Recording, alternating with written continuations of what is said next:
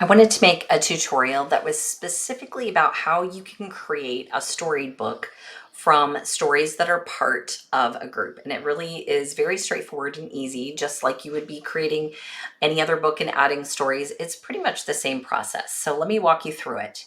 If I'm going to create a book, I'm going to come up here to my StoriedBook studio, and you can see I have a couple of projects that I've already started. So let's just choose this one here called Ida Lamond, and I'm going to continue that project.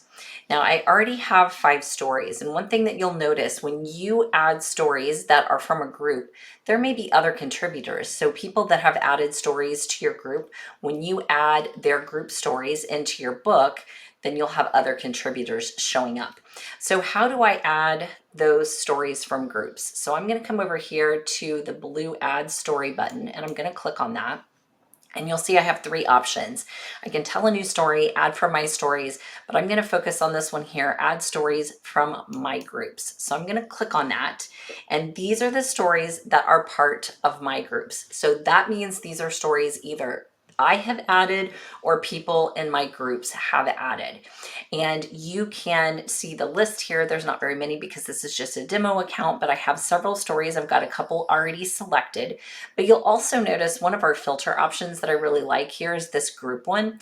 And if I click that drop down, you can see all 3 of the groups that I'm part of here.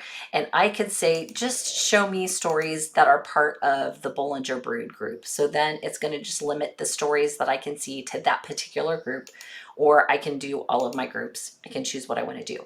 So that's how you're going to pick and choose the stories from your groups to include in your book. Now, your book doesn't have to be just group stories. It doesn't have to be just stories you've created. You can do a mixture of both of those.